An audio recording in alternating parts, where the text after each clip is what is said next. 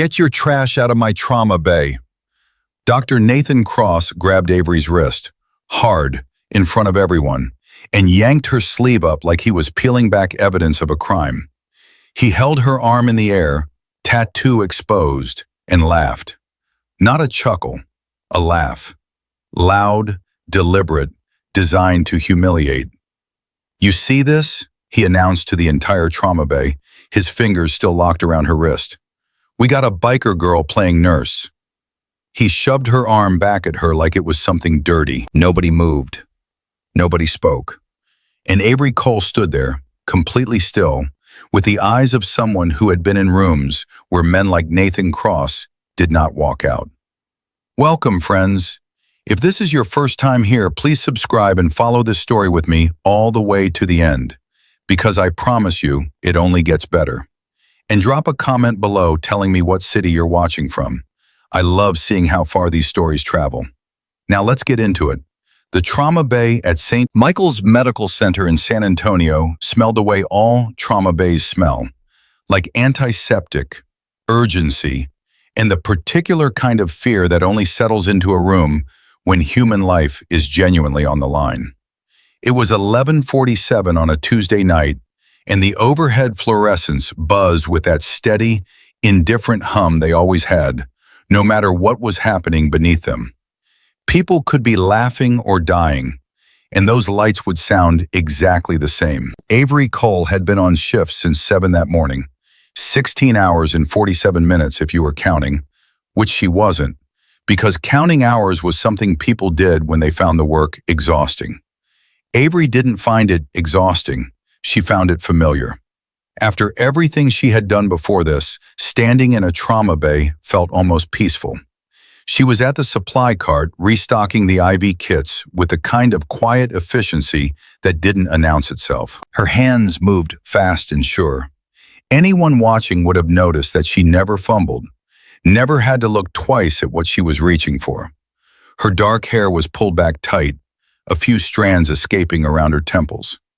She wore her scrubs the way a person wears a second skin, comfortable, unremarkable, earned. She had been at St. Michael's for exactly 3 weeks. 3 weeks was enough time to learn the rhythms of a place. Which attending liked their coffee black? Which resident couldn't handle the sight of pediatric cases? Which nurses had been here long enough to know that the supply cabinet on the east wing locked differently at night, and you had to lift the handle slightly before turning? 3 weeks was enough time to become invisible, which was exactly what Avery preferred. What it was not enough time for was earning the respect of Dr. Nathan Cross.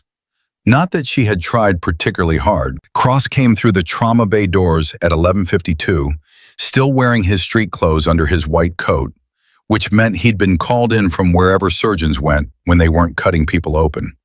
Dinner, probably. He had the particular energy of a man who had been interrupted during something he considered important, which, from everything Avery had observed in 3 weeks, was most things he did outside this hospital. He was 51 years old, silver-haired in the way that got called distinguished on men who'd never been told no. He had hands like instruments, precise, deliberate, never at rest. He was, by every metric that mattered in a trauma surgery context, genuinely excellent at his job. He was also one of the most casually cruel people Avery had ever shared a room with, and she had, at one point in her life, shared rooms with people who were professionally dangerous. He took the chart from the intake board without asking for it, barely glancing at the nurse who'd been holding it. That nurse was Avery. "Incoming," he said to the room, flipping through the pages. "MVA, male, mid-30s. What's his pressure?" 80/50 and dropping, called out Dr. Jennifer Lau, the second-year resident who had been covering the floor before Cross arrived. Lau was good, thorough, fast, kept her head. Avery had noticed that about her in the first week. "Get me a type and Cross, 2 large-bore IVs, and someone call radiology and tell them we're going to need them in about 6 minutes." Cross was already moving toward the bay entrance, coat flapping behind him. He still hadn't looked directly at Avery. She followed the team toward the bay doors, falling into the precise position she'd identified as optimal 3 weeks ago, close enough to act, far enough back not to crowd the residents who needed the practice. Her sleeve had slipped slightly at the wrist, the edge of the tattoo catching the light. Black lines, deliberate and geometric, the kind of design that wasn't decorative. It was a marker, an insignia. Anyone who had spent time in certain circles would have recognized it immediately. Cross happened to glance up at precisely that moment. He looked at her wrist, then he looked at her face, then he looked back at her wrist with an expression that lived in the small, specific country between contempt and amusement. "What is that?" he said. Not quietly, he had no quiet setting. "You get that at a carnival?" The room did what rooms do when a senior attending says something cutting about a staff member. It went still. The two residents, Lau and a third-year named Davis, found sudden, urgent business with their respective charts. The charge nurse, Margaret, who had been at St. Michael's for 22 years and had seen everything, pressed her lips together in a way that suggested she was selecting very carefully from her available responses. "I didn't know they were letting biker chicks into trauma nursing now." Cross said it with the particular ease of someone who had never once considered that his words might land somewhere unintended. He meant it as a joke, probably. The kind of joke that only works if everyone agrees, tacitly, that the person being joked about doesn't quite count. The room waited. Avery looked at him. Not the way people look when they're angry, and not the way people look when they're hurt. She looked at him the way a person looks at weather, steady, assessing, already thinking about what came next. "The paramedics are 2 minutes out," she said. "His pressure's going to be worse than the call-in suggested. Usually is with this type of impact." Cross stared at her for a half second. Then, because he was a good surgeon, and good surgeons couldn't entirely ignore useful information, he turned to the doors. "How do you know what kind of impact it was?" Dispatch said he T-boned a concrete divider at 60 miles an hour on the driver's side. At that velocity, with that angle, there's usually more internal bleeding than the field assessment captures. The diaphragm tends to take a hit. Another half second. Then Cross moved on, because the ambulance bay doors were opening, and the world had a way of moving past the moments people should probably stay in a little longer. The paramedics came through fast, pushing a gurney with the controlled urgency of people who had already done everything they could and were now passing the problem to someone else. Logan Mercer, 34, restrained driver, high-speed MVA, concrete barrier, driver's side impact, GCS 13 on scene, dropped to 10 in transport, BP 82/48, HR 126. We pushed 2 liters, didn't hold. Avery was already at the gurney's right side, her hands moving before the paramedic had finished the handoff. She clipped the O2 sensor, checked the field IV line for kinks, and did something with her left hand along the patient's rib cage that was so fast and practiced, it looked like she was simply adjusting the blanket. She wasn't. She was palpating, checking for something specific. Her expression shifted, just barely, a slight tightening around the eyes that, if you were watching for it, told you she'd found what she was looking for, and it wasn't good news. "Dr. Cross," she said. "I see him, Cole." He was leaning over the patient, checking pupils. "Davis, get me a portable chest. Lau, I want a fast exam now." "There's tracheal deviation," Avery said. The room paused again. Shorter this time, but noticeable. Cross looked up. "Excuse me?"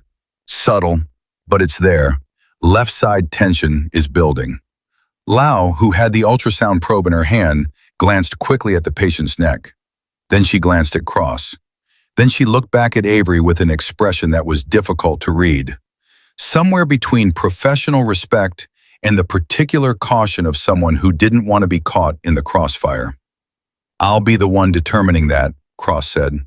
His voice was even, but something in it had sharpened. "Do your job, Cole." Avery nodded once and did exactly that. She had the second large-bore IV in before Davis had finished labeling the blood draw tubes. She did it with a single, clean motion. No hesitation, no searching for the vein. She went straight to it like she had some internal map of where it would be. Margaret, the charge nurse, saw this. She said nothing, but her eyes tracked Avery for the next several seconds with the careful attention of someone recalibrating an assessment. The fast exam took 40 seconds. Lau ran the probe over Logan Mercer's abdomen in the practice sweep of someone who knew the protocol, and what came up on the screen made her go very quiet. "Free fluid in Morrison's pouch," she said. "Significant." "There it is," Cross straightened. He was in his element now, decisive, clean, moving through the algorithm. "We're going to the OR. Someone call the blood bank and tell them I need 2 units of O negative now, not in 5 minutes. Now." "His SAT is dropping," Avery said. She was watching the monitor with the same steady focus she'd had since the gurney came through the door. 91 and going down. "I can read a monitor, Cole." His breath sounds are unequal. She paused for exactly 1 beat. "Right side is diminished." Cross turned to look at her. Not the casual dismissal glance from before. This was something different. The look of a man who was hearing something he didn't want to be hearing from a source he didn't want to be hearing it from. "Show me," he said. She handed him the stethoscope. He listened, and in the silence that followed, with Logan Mercer's oxygen saturation reading 90 and falling, and the monitor showing a heart rate of 132, Dr. Nathan Cross heard exactly what Avery Cole had heard. He lowered the stethoscope slowly. "Possible pneumothorax," he said, and the word came out with a particular flatness that, in a surgeon of his experience, meant he was already moving past the moment of admission and into the solution. "Lau, let's—" "Tension," Avery said quietly. "Not possible. Definite. And it's decompensating." The number on the SAT monitor ticked to 88. Cross looked at her. The room felt suddenly very small. "You want to tell me what you think we should do, Cole?" There was an edge in his voice, but underneath the edge, if you were listening carefully, was something else. Something that recognized, against its will, that the person speaking knew exactly what she was talking about. "Needle decompression," Avery said. "Second intercostal space, mid-clavicular line. He doesn't have time for a chest tube setup." Lau looked at Cross. Davis looked at the floor. Margaret watched from the doorway with the expression of someone who has seen the theater before and knows how the second act usually goes. "I'm the attending physician in this room," Cross said. The words were clipped and precise, like each one was a small, controlled explosion. "Yes, you are," Avery said, and she said it without any irony that anyone could detect. The SAT monitor read 86. Outside the trauma bay doors, in the corridor that led from the administrative wing to the clinical floor, a man had stopped walking. Samuel Reed, director of operations at St. Michael's Medical Center, had been making his nightly rounds, a habit he'd maintained for 11 years in this role, walking the floors after hours, because he believed that hospitals revealed their true character at night, when the performance quieted down and the actual work remained. He was 64 years old, calm-faced in the particular way of people who have managed genuine crises and learned the difference between urgency and panic. He had come to the trauma bay window because he'd heard voices, specifically because he'd heard a female voice speaking with a cadence that stopped him the way certain pieces of music stop certain people. Not because of its volume, but because of its structure.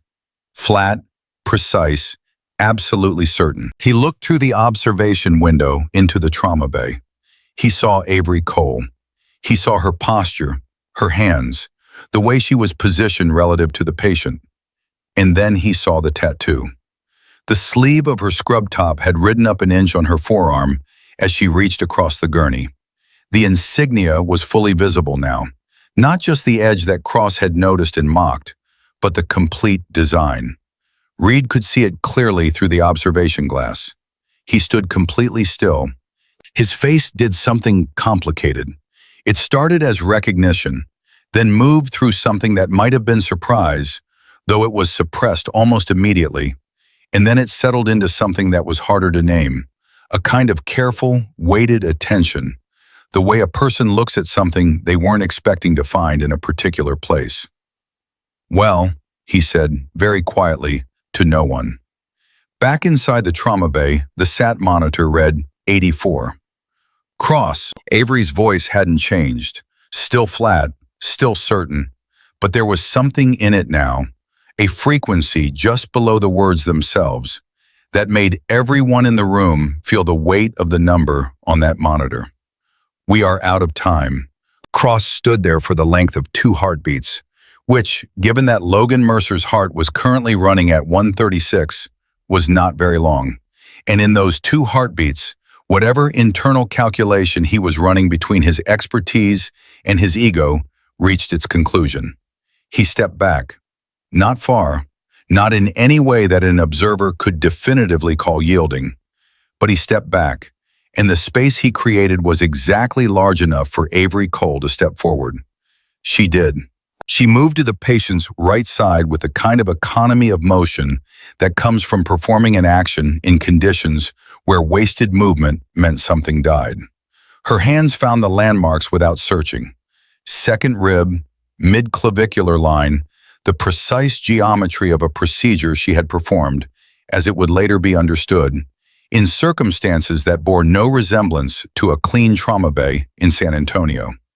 14-gauge angio, she said, not loud, not a request. A statement of what she needed, directed to Margaret, who already had it out and was handing it over before the sentence was finished, because Margaret had been a trauma nurse for 22 years, and she knew what competence sounded like. The needle went in clean, the sound of air releasing, that soft, definitive hiss that meant the pressure was escaping and the lung could begin to re-expand, was the loudest thing in the room. On the monitor, the SAT number stopped falling, 84, then slowly, like a tide turning, 85, 87, 90, 93. Logan Mercer's heart rate began incrementally to come down. Nobody spoke for a moment. The only sounds were the monitors and the quiet professional efficiency of 2 nurses adjusting lines and flow rates. Cross was looking at the monitor. His expression was unreadable, the particular blankness of a face organizing itself around a reality it hadn't anticipated. Lau let out a breath she'd been holding for approximately 90 seconds. Davis, who had been watching from the corner with the expression of a man observing something he knew he would be describing for years, looked at his shoes. "Good," Cross said finally. The word came out alone, without company, without elaboration. Whether it was directed at the patient's improving numbers or at Avery's action was something no one in the room could have said with certainty. Avery stepped back from the gurney smoothly. She checked Logan Mercer's pupils, noted the response, wrote something on her notepad with 3 quick strokes, and then moved to adjust the IV rate with the same efficiency with which she'd done everything else tonight. "We still need the OR," she said. "The abdominal bleed isn't going anywhere." "I know that," Cross said. "Right." It was 2 words, 2 entirely neutral words, and yet they landed with the weight of something much longer, in a way that only Margaret seemed to fully register, because she pressed her lips together again, this time with less restraint, and what lived briefly on her face before she controlled it might, if you were generous, have been called the edge of a smile.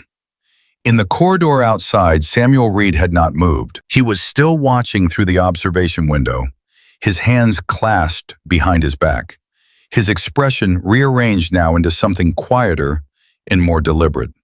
He watched Avery move through the trauma bay, the way her body carried itself, the way her eyes tracked the room, the way she positioned herself relative to the team with a spatial awareness that was not nursing school and was not 3 weeks in a trauma bay.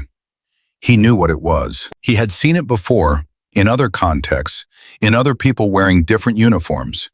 He recognized it the way you recognize a language you haven't heard in years, not through analysis, but through something older and more direct than that. He watched until the trauma team began moving Logan Mercer's gurney toward the elevator and the OR, And then he watched as Cross walked out ahead of the gurney, already dictating something into his recorder, already moving forward with the forward momentum of a man who processed things by outrunning them.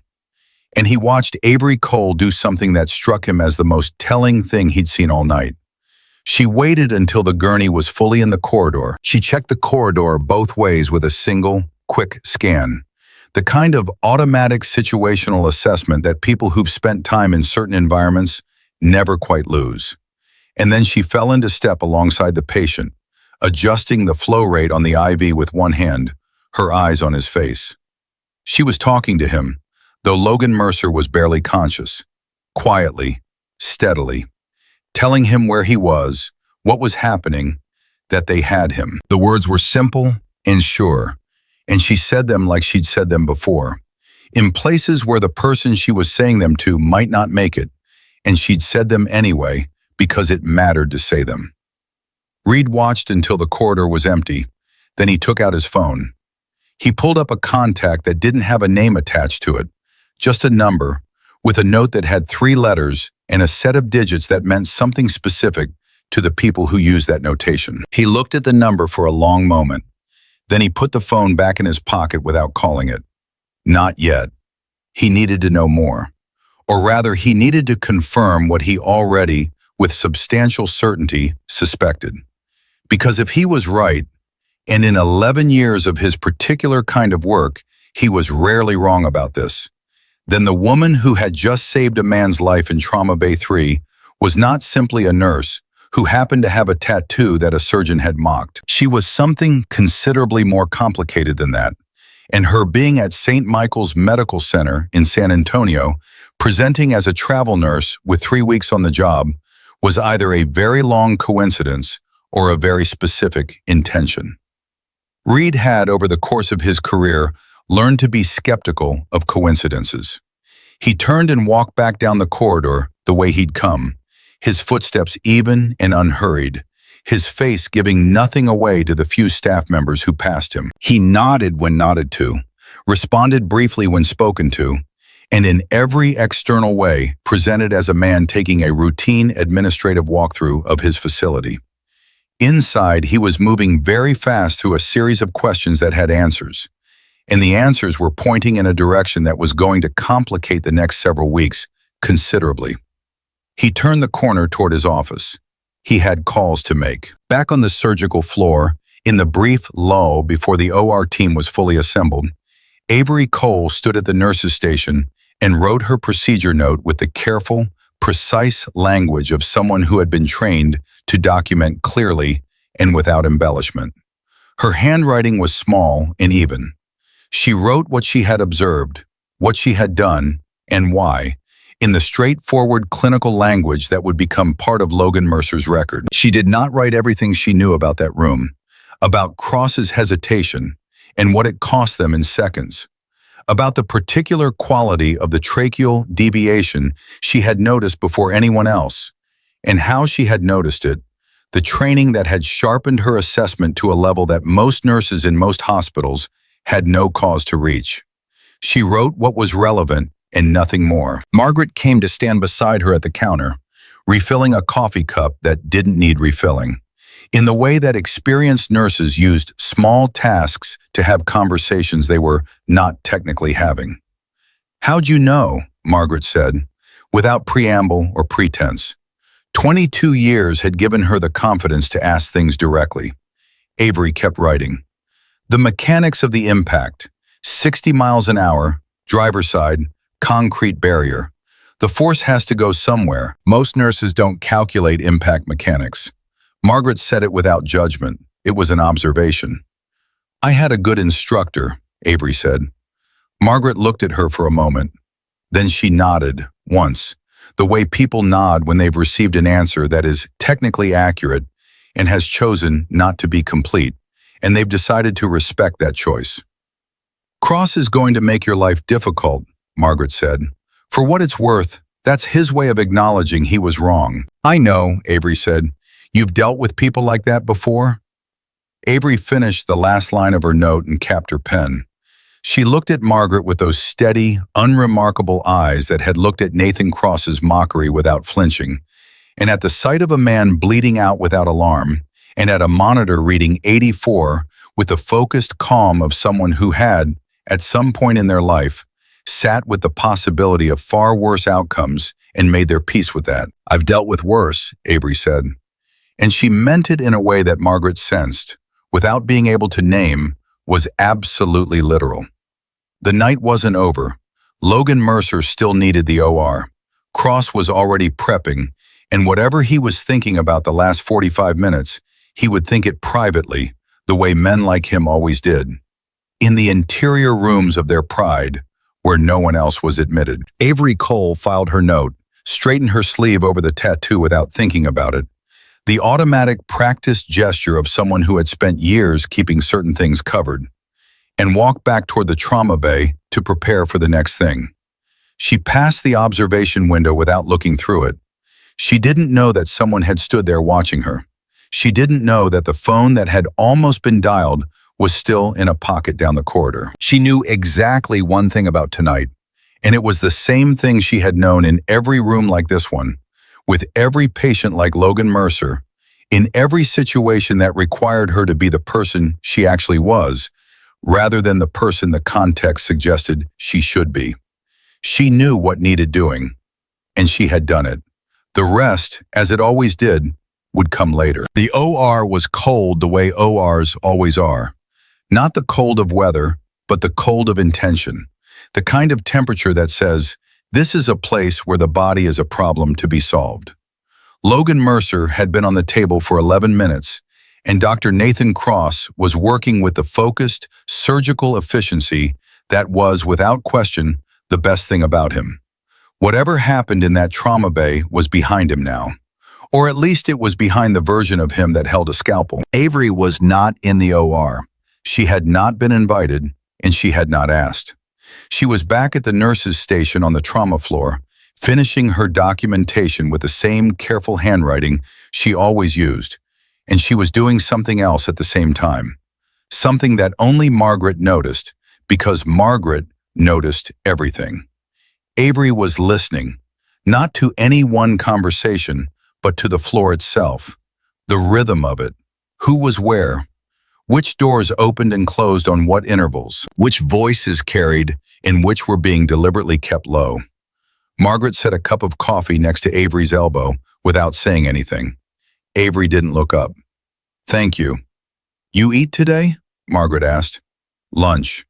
That was 14 hours ago." "I'm aware." Margaret pulled up a stool and sat down across the counter in the way she did when she had decided to be present and wasn't asking permission. She'd been doing it to staff for 2 decades, and it worked because she was not intrusive about it. She just sat, and eventually people talked, or they didn't, and either way she had been there. Tonight, Avery didn't talk for a while. Then she said, without looking up from her paperwork, "How long has Cross been here?" 11 years, Margaret said. "Why?" "Just orienting." "To what?" Avery looked up then. She had a way of meeting someone's eyes that was direct without being aggressive. The kind of directness that came not from confrontation, but from the simple habit of looking at things clearly. "To the dynamics," she said. "Every place has them. Takes time to read them right." Margaret held her coffee cup with both hands. "You've been reading since you got here." "Yes." "And what have you read about Cross?" Avery was quiet for a moment. Then she said, with the kind of precision that suggested she had thought about this and arrived at a conclusion she wasn't going to soften, "He's the kind of surgeon who saves lives on the table and takes smaller ones outside it.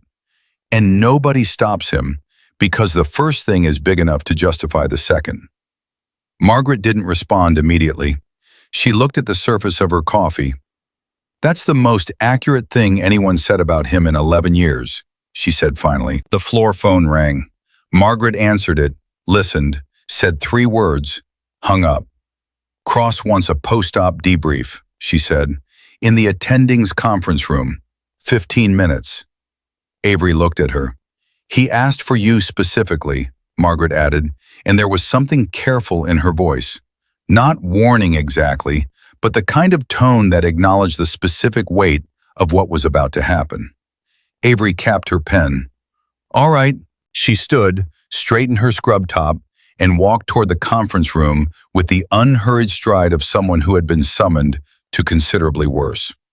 The conference room had a long table, chairs that were never comfortable, and the particular institutional lighting that made everyone look tired, regardless of how they actually felt. Cross was already there when Avery arrived, along with Lau, Davis, and a fourth-year resident named Patel, who had scrubbed in for the OR portion. Cross was standing at the head of the table. He had not sat down. That was a choice. Avery sat. Cross looked at her sitting down, and something moved across his face that wasn't quite anger, more like the recognition of a challenge he hadn't explicitly issued, but somehow felt had been accepted. Mercer is stable, he said to the room in general. Splenic lac, grade 3. We got it clean. He'll be in the ICU for observation, but the prognosis is good.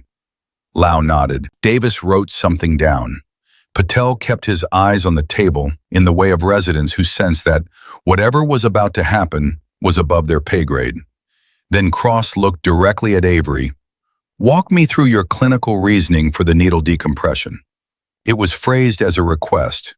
It was not a request. Avery looked back at him with the same steadiness she'd had in the trauma bay, the same steadiness she'd had when he'd shoved her into the supply cart, the same steadiness that was, she had long since accepted, one of the things about her that made people like Nathan Cross the most uncomfortable.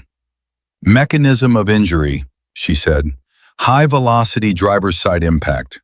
That particular force vector frequently causes not just abdominal trauma, but concurrent thoracic injury. The FAST exam confirmed the abdominal bleed, and that's where attention went, appropriately. But the tracheal deviation and unequal breath sounds indicated concurrent tension pneumothorax developing on the right. He was decompensating faster than the abdominal injury alone would explain. The needle was the faster intervention for the immediate threat to oxygenation. Cross held her gaze. And you made this assessment how? Because in my observation, you spent approximately 90 seconds with the patient before advancing your clinical opinion. That's correct, she said. 90 seconds. Yes. That's a fast read for a travel nurse. The word travel nurse landed with a particular emphasis, and every resident in that room heard exactly what it was meant to carry. A reminder of hierarchy, of credential, of the distance between where Avery was supposed to be in this conversation and where she currently was. Avery didn't move. The mechanism of injury was clear from dispatch. I had a preliminary read before he came through the doors. The 90 seconds confirmed what I was looking for. And if you'd been wrong, I wasn't. The silence that followed was short and very full. Davis looked at his notepad. Lau looked at a spot on the wall just past Cross's right shoulder. Patel appeared to be reconsidering his choice of specialty. Cross set both hands flat on the table. This is my department. When I am in a trauma bay, clinical decisions run through me. That is not ego, that is protocol. Do you understand that? Yes. Then I'd like to know why you bypassed it. I suggested a course of action, Avery said. You made the decision. Another silence. This one had a different shape, because she was right, technically, and they both knew it. She had spoken. He had stepped back. That was, in the most literal record of events, how it had occurred. What Cross was doing now was attempting to reframe the sequence in a way that restored the hierarchy to its proper position. And what Avery was doing, without raising her voice or changing her expression, was declining to participate in that reframing. Lau, to her credit, chose this moment to be useful. The SAT reading supported her assessment, she said carefully. By the time we confirmed the deviation, he was at 84 and dropping. Cross looked at Lau. Lau held it, just barely. Then Cross looked back at Avery, and something shifted. Not a softening exactly, but a recalibration. The kind a good diagnostician makes when the data doesn't fit the working hypothesis. and they're deciding whether to update the hypothesis or argue with the data. "Where were you before this?" he asked. The question came differently than the ones before it, not accusatory, something closer to genuine. "Travel assignments," Avery said. "I move around." Before that, a pause, very brief, but Cross noticed it because he was watching for it. "Field work," Avery said. "What kind of field work?" "Medical support." "For whom?" And here Avery Cole did something she was very good at. She smiled, just slightly, just enough to be visible, in a way that was warm and entirely closed. "It was a long time ago," she said. Cross stared at her. The conference room door opened. Samuel Reed stepped in. The room reoriented immediately, the way rooms do when someone with institutional gravity enters. Chairs straightened, spines adjusted, the ambient energy of the space shifting toward formal without anyone explicitly deciding to make it formal. Reed looked around the table. "Mercer's family is in the waiting area," he said. "Someone should update them." He looked at Lau. "You did the FAST exam. You go." Lau stood immediately, grateful for the exit with a gratitude she was trying not to show. Davis followed, correctly reading the situation as one where fewer people were better. Patel vanished with a speed that suggested he had been waiting for exactly this moment. And then it was Cross, Avery, and Reed in a conference room with institutional lighting and the specific quiet of a conversation that was about to become something else. Reed pulled out the chair at the side of the table and sat down. Not the head, the side. It was a choice, and both Cross and Avery registered it for what it was. A positioning that wasn't about authority, but about conversation. "Good outcome tonight," Reed said. He looked at Cross. "Logan Mercer's wife is a pediatric oncologist at University Hospital. She called the board chair 20 minutes ago to express her gratitude. Apparently, her husband said something coherent in the recovery room, which the anesthesiologist described as a minor miracle given his presentation on arrival." Cross gave a short nod, the kind that said, "You're welcome," without saying it. Reed then looked at Avery. He looked at her the way he had looked through the observation window, with that particular weighted attention that had no performance in it, just assessment. "Cole," he said, "how long have you been a travel nurse?" 3 years, she said. Before that, she held his gaze. He held hers. And in the 3 seconds that followed, something passed between them that was not quite communication in the conventional sense, but was also not nothing. "I was in a different line of work," she said. Reed nodded slowly. "I've seen your file," he said. "The one that came through HR when you took the assignment here. It's thorough." He paused. "Thorough in the way that files are thorough when someone has made them thorough." Cross looked between them. He had the expression of a man who had come to a debrief expecting one kind of meeting and was now sitting in a completely different one. "What does that mean?" Cross said. Reed didn't answer him directly. He kept his eyes on Avery. "The tattoo," he said quietly. Avery's expression didn't change. "I noticed it through the observation window," Reed said, "when you were stabilizing Mercer." Cross made a sound that was almost a laugh, reflexive, brief, the ghost of his earlier mockery returning involuntarily. "The carnival tattoo?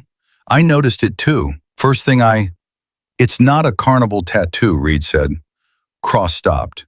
Reed said it simply, without drama, in the tone of someone correcting a factual error about weather or geography. Not unkind, just accurate. "It's a unit insignia," Reed said. "Specific unit, specific designation." He paused. "I won't say which one because that's not my information to share, but I've seen it before, in a different context." The room was very quiet. Cross looked at Avery. He looked at her in a way he had not looked at her before, not with mockery, and not with the defensive recognition he'd shown in the trauma bay, but with something that was, at its core, reckoning. The slow, disorienting reckoning of a man discovering that the thing he'd laughed at in front of an audience was the most significant thing in the room. Special operations, Reed said. The words were quiet and landed like something heavy. Cross opened his mouth, closed it, opened it again. She's a nurse, he said, and even as he said it, the words sounded different to him than they had 3 hours ago. She is now, Reed said. He looked at Avery. You want to add anything? Avery looked at Reed with those steady, unremarkable eyes. She thought for a moment. Then she said, I'd like to add my procedure note to Mercer's file. In full. The clinical reasoning, the timeline, all of it. Cross looked at her. That's it? Cross said. That's it, Avery said. Cross stood up. He moved to the window, the one that faced the parking structure, not the clinical floor. And he stood there with his back to the room, and in his posture was something that had never been there before in any of the 3 weeks Avery had observed him. Something that might, in someone less defended, have been called the posture of a man trying to get his bearings. When he turned around, he looked at Avery with an expression that had crossed a border it could not uncross. The tracheal deviation, he said, in the field. That's where you learn to read that fast. Yes, she said. What kind of field? Avery was quiet for a moment. Then she said something that was true and incomplete in equal measure, the way answers often are when the full truth belongs to a category of things that don't get said in conference rooms. The kind where if you missed it, someone died and there was no OR to bring them to. Cross absorbed this. He stood very still, and then something happened to his face that Avery had not seen coming, and that, to his credit, he did not attempt to hide. It was not an apology. It was something that preceded apology, the stage where a person realizes that an apology is owed, and the weight of that realization is still settling. He sat back down, slowly, like a man who had been carrying something heavier than he'd realized, and was only now setting it down. Reed looked between them. He had the expression of someone who had orchestrated exactly nothing about what had just happened, and was observing it with the careful interest of a person who understood its significance. There's something else, Reed said. Both Avery and Cross looked at him. Reed folded his hands on the table. He was the kind of man who, when he folded his hands on a table, was about to say something with weight behind it. Mercer, he said. Logan Mercer. The patient, Cross said, as if clarifying for himself. Yes, the patient. Reed looked at Avery. Do you know who he is? A pause, small but unmistakable. 34-year-old male, MVA, driver's side impact, Avery said evenly. Reed held her gaze. That's his chart. That's not what I asked. Another pause, and here was the moment, the one that Avery Cole, who had controlled every moment of this night with the precision of someone who had been controlling moments professionally for years, did not have a clean answer for. Not because she didn't have one, but because the answer was the kind of thing that changed the shape of a conversation permanently, and once said, could not be unsaid. She looked at Reed with those steady eyes, and she said nothing, which, for a woman who had been precise and direct and economical with language all night, was itself the most articulate thing she had said. Reed nodded slowly, as if she had confirmed something. I see, he said quietly. Cross looked between them with the expression of a man standing at the edge of a conversation he was only beginning to understand was about something much larger than a trauma bay, a tattoo, and a needle decompression procedure. Someone want to tell me what's happening? He said. Neither of them answered him, and the not answering was its own kind of answer. Margaret's voice came through the wall intercom, flat and professional. Cole, Trauma Bay 2, new incoming. Avery stood. She pushed her chair back with the same economy of motion she applied to everything. She straightened her sleeve over the tattoo, that same automatic gesture practiced into reflex. She looked at Reed. Something passed between them, brief and direct, and entirely unspoken. Then she looked at Cross. He was looking at her with an expression she had seen before, on other faces, in other places. The expression of someone who has recalibrated their understanding of a person and is still in the process of understanding how differently the past looks from the new vantage point. "The procedure note," she said. "I'll file it tonight." "Yes," Cross said. The word came out differently than his words usually did.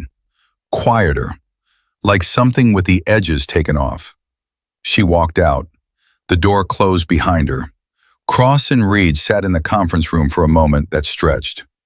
Outside, through the corridor walls, they could both hear the floor picking up pace, the specific acceleration of a trauma team moving towards something incoming, the sound of a hospital that was always, underneath everything else, still running. "Who is she?" Cross said, not loudly, almost to himself. Reed looked at the closed door. He looked at it for a long moment, with the expression of a man who had an answer to that question, or at least the beginning of one, and was deciding how much of it belonged in this room. "She's exactly what she told you she was," Reed said finally, "a nurse." He stood, buttoned his jacket, and moved toward the door. "The good news," he added without turning around, "is that she's ours." He walked out. Cross sat alone at the conference table in the too bright institutional light, and he thought about a woman who had learned to read a dying man in 90 seconds in the middle of a trauma bay, who had been grabbed and shoved and laughed at in front of a room full of people and had not flinched, who had a tattoo on her arm that a hospital director recognized through an observation window at midnight, and who, when asked what kind of field she'd worked in before this, had said, with complete simplicity, the kind where if you missed it, someone died. He sat there for a while. Then he stood, picked up his own file folder, and walked back toward the surgical floor, back toward the work, which was the only place he had ever known how to process anything. Down the corridor, in Trauma Bay 2, Avery Cole was already gloved, already positioned, already reading the room. The incoming was a 17-year-old, bicycle versus truck, blunt head trauma, and the paramedics were still 3 minutes out when Avery began, quietly and without announcement, to prepare for exactly what she already knew was coming. The 17-year-old's name was Marcus Webb, and he came through the trauma bay doors at 12:41 in the morning with a GCS of 8 and a pupil that wasn't responding the way it should. The paramedics were good, fast, precise, clean handoff, but what they handed off was a situation that had a narrow window and was closing. Avery was already at the head of the gurney before the wheels locked. "Talk to me," she said to the lead paramedic, not looking up from her assessment of Marcus's eyes. "Bicycle, full-speed truck impact, driver's side. Kid went over the hood. Helmet came off on impact. Witnessed LOC approximately 4 minutes. Came back to a 7, dropped again in transport. Left pupil sluggish. Right is fixed." "Fixed," Avery said. Not a question, a confirmation of something she had already seen. "Fixed," he repeated. She looked at the monitor reading. Heart rate 58, blood pressure 174/96. She looked at Marcus's face. She looked at his posture on the gurney, the subtle, involuntary positioning of his left arm that most people would not have noticed. "He's herniating," she said. The paramedic looked at her. "We didn't—" "Cushing's triad," she said, already moving. "Bradycardia, hypertension, the respiratory pattern changed in the last 30 seconds. Look at his arm." The paramedic looked. He was quiet for a moment. Then, in the voice of someone professionally obligated not to show when something unsettles them, "Who's the attending?" "Getting here," said a voice from the doorway. It was Dr. Priya Anand, the overnight neurology attending, 40 years old, moving fast, already tying her hair back as she crossed the room. She had been paged 4 minutes ago and had come from 2 floors up. She looked at Marcus Webb, looked at the monitor, looked at Avery. "Tell me," Anand said. Avery told her. Clean, fast, no words wasted. The mechanism, the timeline, the vitals trend, the pupillary asymmetry, the posturing, the Cushing's triad presentation. 30 seconds, total. Everything Anand needed. Anan looked at Marcus. Then she looked at Avery with the direct assessment of a physician encountering competence from an unexpected source. "You're the travel nurse," Anan said. "Yes. Margaret told me about tonight." Anan moved to the head of the gurney. "Get me a non-rebreather and draw up the mannitol. We need a CT head now, and I mean now, not in 4 minutes." Avery was already moving. Behind her, she heard the trauma bay doors open again. She heard the specific footfall of someone who walked with authority they did not need to announce. She knew without turning who it was. Cross had come back to the floor. He stood inside the doors and took in the room.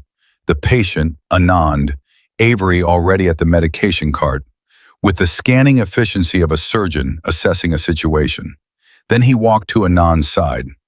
"What do we have?" he said quietly. Anand gave him the 30-second version. Cross listened without interrupting. He looked at Marcus Webb. He looked at the monitor. And then, in a move that cost him something Avery could not fully measure, but could recognize, he looked at Avery. "Is she right?" he asked Anand. Anand glanced at him sideways. "She was right before I got here," she said. "So, yes." Cross nodded once. He stepped back to the periphery of the bay, which was not his instinct and was not his habit. And he stood there because the neurology attending had the lead on this case, and protocol was protocol, even for Nathan Cross at 12:43 in the morning. Avery brought the mannitol. She hung it with clean efficiency, set the rate, stepped back. Marcus Webb was moving toward CT in under 4 minutes. The bay went quiet. Cross was still standing near the door. Avery began restocking the cart. Neither of them spoke for 30 seconds. And those 30 seconds had a particular texture. Not hostile, not comfortable, but honest. The way a room feels when two people have stopped performing at each other and are simply occupying the same space. "Cushing's triad," Cross said finally. "You caught it before the attending arrived." "The paramedic gave a good handoff," Avery said. "That's not what I said." She looked at him. He was not looking away. He was doing the thing he'd done in the conference room, recalibrating, but doing it out loud now, in real time, which was harder and which she suspected did not come easily to him. "You see it fast," he said. "The things other people miss. You go straight to it." "I was trained to," she said. "By who?" She set down the supplies she was holding. She turned to face him fully, which was a thing she did when she was going to say something she meant and wanted to be clear she meant it. "By people who are not alive anymore," she said. The words landed quietly and completely, the way a door closes when it is shut with care rather than force. Cross held the weight of them. He opened his mouth, closed it, then said simply, "I'm sorry about earlier, what I said, and what I did." It was not an elaborate apology. It was not decorated with explanation or context, or the kind of justification that turns an apology into a negotiation. It was short and direct, and had clearly cost him something to produce. Avery looked at him for a moment. "I know," she said, which was not forgiveness exactly, but was something, an acknowledgement that she had heard him, and that she was a person who could receive the honest version of things without requiring the performed version. Cross looked at the floor briefly, then back up. "The tattoo," he said. "Reed told me what it means." "Did he?" "He said he'd seen it before." "Where?" Cross hesitated. "He didn't say." Avery absorbed this, filed it. The information about Reed, about what he knew and what he'd chosen to say, and what he'd chosen to withhold, was a thread she was going to follow, but not tonight and not in this bay. "Get some sleep, Dr. Cross," she said. He almost smiled, not quite, but almost. "You're going to be a problem for me, aren't you?" he said, and the way he said it had none of the contempt of earlier. It was something that recognized her, finally, as a full person. "Probably," Avery said. He walked out. Margaret appeared in the doorway approximately 4 seconds later, which was close enough to the conversation's end that it was probably not accidental. She had a tablet in her hand and an expression of practiced neutrality that did not entirely succeed. "How long were you standing there?" Avery said. "I have no idea what you mean," Margaret said. She handed over the tablet. "Reed wants to see you. Not now. Tomorrow morning, 8 a.m., his office." She paused. "He sent the request 3 minutes ago." Avery looked at the message on the tablet screen. It was brief and formal, and entirely without subtext on its surface, which was itself a kind of subtext. "All right," she said. "Do you want to tell me what's going on?" Margaret asked. Not nosily, genuinely, in the way of someone who ran this floor and understood that things happening on her floor concerned her. Avery handed the tablet back. "Not yet," she said. Margaret accepted this with the grace of a woman who had been accepting incomplete answers from stressed people for 22 years. "Fair enough," she said. "Marcus Webb's CT is running. Anon wants you in the read room when it comes back." Avery was already moving. The CT read room was small and dim, the monitors casting the particular blue-white light that made everyone look like they hadn't slept. Anon was standing at the primary monitor when Avery arrived, arms crossed, looking at the images with the focused intensity of someone reading a language that took years to learn. Avery stood beside her and looked at the scan. She had read CT images in the field, on laptops, in conditions that made this read room feel like a luxury. She saw what Anon was seeing within seconds. "Epidural hematoma," Anon said. "Right temporal. Classic lens shape. He's going to need a cranie. How fast?" "Now, or as close to now as we can get."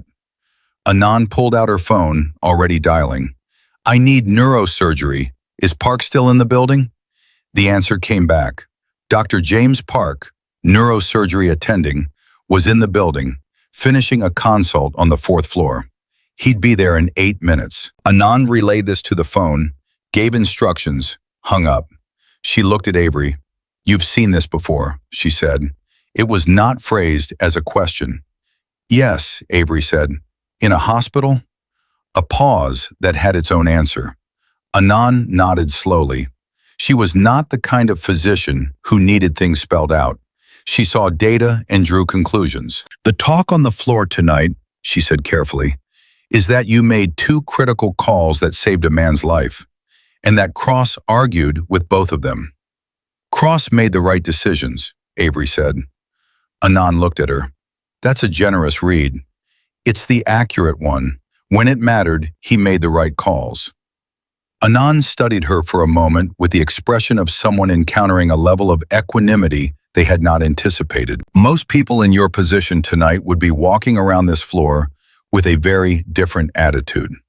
Most people in my position tonight haven't been in enough positions to know that's not worth the energy," Avery said. Anon was quiet for a moment. Then she said, "I want you on Marcus Webb's post-op monitoring, if Park will agree to it." "He doesn't know me." "He will in about 7 minutes," Anon said.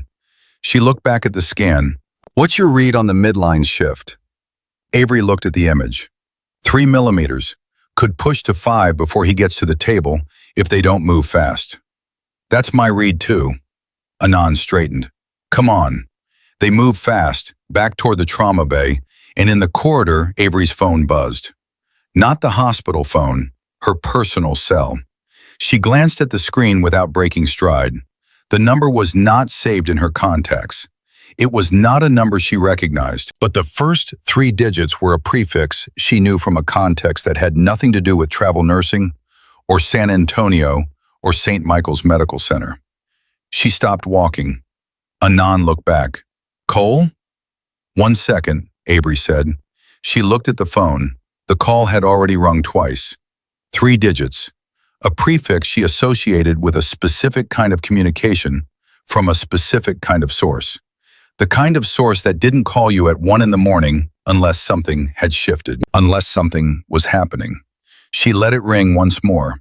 Then she declined it, slipped the phone back in her pocket, and caught up to Anon. "Everything okay?" Anon said. "Fine," Avery said. It was not fine. But fine was what she had, right now, for public consumption. Dr. James Park arrived at 12:58, which was faster than 8 minutes, and which told Avery something about him that she filed and kept. He was 53, compact, moved like someone who had learned to be efficient in spaces that didn't have room for anything else. He looked at the CT images for 45 seconds without speaking. Then he looked at the room. Who did the initial neuro assessment? I did, Avery said. Park looked at her with the direct, non-hierarchical gaze of a surgeon who cared about competence and almost nothing else in a clinical context. Walk me through it. She did, fast and clean, the same way she'd briefed Anand. Park listened with his arms crossed, nodding at 2 points, not nodding at others, until she finished. You caught the Cushing's triad before the attending arrived, he said. Yes. Based on what? Vitals trend from transport, the posturing, mechanism of injury. Park looked at Anand. She's right on the midline shift, maybe slightly conservative. I'm reading 3.5.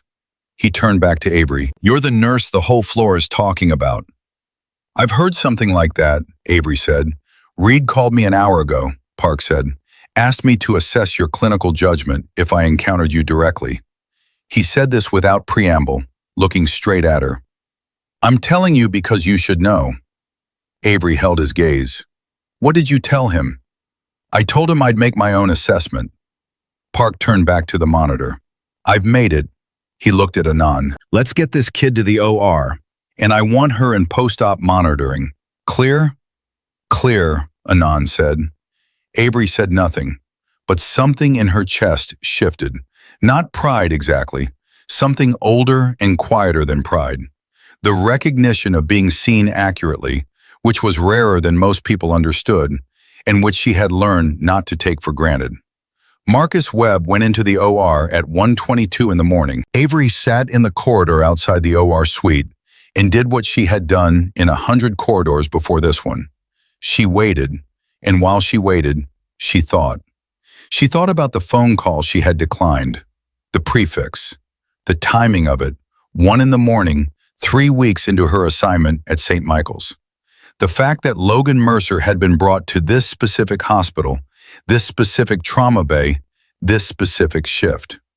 She thought about Reed standing at the observation window. She thought about the way he had said Logan Mercer's name in the conference room, and the way he had looked at her when she hadn't answered, and the way he had said, I see, with the tone of someone whose suspicion had just become a certainty. And she thought about the 3 letters in Reed's notation system, the ones she'd registered when she'd briefly seen his phone screen reflected in the conference room window, a reflection he almost certainly didn't know she'd caught, because most people didn't account for the peripheral vision of someone trained to account for everything in a room at all times. 3 letters, a notation she recognized, which meant that Samuel Reed was not simply the director of operations at St. Michael's Medical Center, or rather, he was that. He was also something else, something that connected, in a way she was still triangulating, to the reason she was here. She sat with this knowledge and did not move, and did not show it on her face, because showing it on her face would have been a waste, and because she had learned a long time ago that information you hadn't yet finished understanding was better kept internal. Her phone buzzed again. Same number. This time, she answered it. She said nothing. She just listened. What came through was not a voice, it was a tone. A sequence of tones, specific and patterned. 3 beats and a pause and 2 beats, which was a protocol she had last used in a context that was 4 years behind her and supposed to be 4 years behind her. She hung up. She sat in the corridor for 3 more seconds. Then she stood, straightened her scrubs, and walked back toward the nurse's station with the calm, purposeful stride of a woman who had just received information that changed the geometry of everything and was not going to let anyone see her processing it. Margaret was at the station. It was 2 in the morning, and Margaret was still there, because Margaret was always still there. Webb is in surgery, Avery said. Epidural hematoma. Park is doing the cranie. Anand says 90 minutes probably. Okay? Margaret looked at her. looked at her carefully, the way she had been looking at her all night with increasing precision. "You look different," she said. "I'm tired," Avery said. "That's not what I mean." Avery sorted a stack of discharge papers that didn't need sorting. Margaret watched. "Whatever's going on," Margaret said quietly, "you can tell me it's not my business. But I've been running this floor for a long time, and I know when something is bigger than what's on the surface." Avery stopped sorting. She looked at Margaret, really looked at her. The way she looked at things she was assessing for what they actually were rather than what they presented as. Margaret Okafor, 22 years on this floor. Ex-Army, Avery had noticed on her second day from the way she carried herself and the way she organized a supply cabinet, the particular military geometry of it. She had a photo on her locker of a younger version of herself in uniform, which Margaret had never mentioned and which Avery had never asked about. "What branch?" Avery said. Margaret blinked. "What?" "Army," Avery said. "What branch?" A pause, long enough to mean something. "Medical Corps," Margaret said slowly. 82nd Airborne Support. "How did you—" She stopped herself, looked at Avery's arm where the sleeve rested over the tattoo. "Oh," she said softly. "Yeah," Avery said. They looked at each other across the nurse's station counter, and in the silence was the particular compact of people who have been in worlds that most of the people around them have not, and who recognize each other through the specific gravity that world leaves behind. "How long?" Margaret said, not asking about nursing. 8 years active," Avery said. "Then other things." "What kind of other things?" Avery shook her head, not dismissively, carefully. The way you shake your head when the answer is true, but not here. Margaret nodded. She understood that shake. She had used it herself. "Reed," she said. "He knows." "He knows something," Avery said. "I'm figuring out how much." "He's not just an administrator," Margaret said. And then carefully, "I've thought that for a while." Avery looked at her. "Why?" "Because he asks the right questions," Margaret said. "Not the questions an administrator asks, the other kind." Avery filed this. It was consistent with what she had been assembling. "What do you know about Logan Mercer?" she asked, "before tonight." Margaret frowned. "The patient? Nothing. He came in with the MVA call." "Do you know anyone who knew he was coming?" Margaret's frown deepened. "Nobody knows who's coming in on an MVA. That's—" She stopped, looked at Avery. "You're asking something specific." "I'm asking if you noticed anything unusual before the call came in." Margaret was quiet for a moment. Then she said slowly, "Reed was already on the floor, which is not unusual. He does his rounds. But he was already in this wing before the call came in, before dispatch notified us." She paused. "I noticed it because he was looking at his phone, and Reed never looks at his phone on rounds." Avery kept her face neutral. "Thank you," she said. "Avery." Margaret's voice was low and direct. "Am I standing in the middle of something?" Avery looked at her with those steady eyes. "You've been standing in the middle of things your whole career," she said. "You know how to do that." Margaret held her gaze for a moment. Then she gave a single, slow nod that was the nod of someone who had just enlisted in something they didn't fully understand and had decided to trust the person standing across from them. The OR board updated at 2:14. Marcus Webb, still in surgery, vitals stable. Avery stood at the board and looked at it. Behind her, the floor hummed with its nighttime metabolism, quieter than days, but never quiet. Somewhere on the 4th floor, Logan Mercer was in the ICU, stable, his wife probably sleeping in a chair beside his bed or not sleeping at all. Somewhere in this building, Samuel Reed was either in his office or he was not, and either way he was thinking about tomorrow morning's 8 o'clock meeting with a kind of preparation that went beyond administrative routine. And somewhere on the other end of a phone that had called twice tonight and received one silent response, someone was waiting. Avery reached into her pocket, She took out her phone and looked at it for a long moment. Then she opened a new message to the unsaved number. She typed 4 characters. Just 4. They were not a word in any public language. They were a confirmation code specific to a protocol she had not used in 4 years that said, "I received. I understand. I'm in position." She sent it. She put the phone back in her pocket. She looked at the OR board one more time. Marcus Webb, Logan Mercer, a floor full of people going about the work of keeping other people alive, with no idea what was threaded through the building alongside the ordinary machinery of medicine. She thought about Reed saying, "The good news is that she's ours." She thought about the way he'd said it, ours. The particular weight of that word. Who was ours? Ours to whom? She had 3 hours until the end of her shift. She had 6 hours until Reed's office. She walked back to the supply cart and began restocking for the next incoming. Because there was always a next incoming, and because the work was the cover, and the cover was also the work, and she had learned a long time ago that the best thing you could do in a situation you didn't yet fully understand was to keep doing the thing you were there to do. Her hands moved fast and sure. Her sleeves stayed down. And the floor ran on around her, busy and bright and entirely unaware that the travel nurse at the supply cart was the single most consequential person in the building tonight, and possibly had been since the moment she first walked through its doors 3 weeks ago.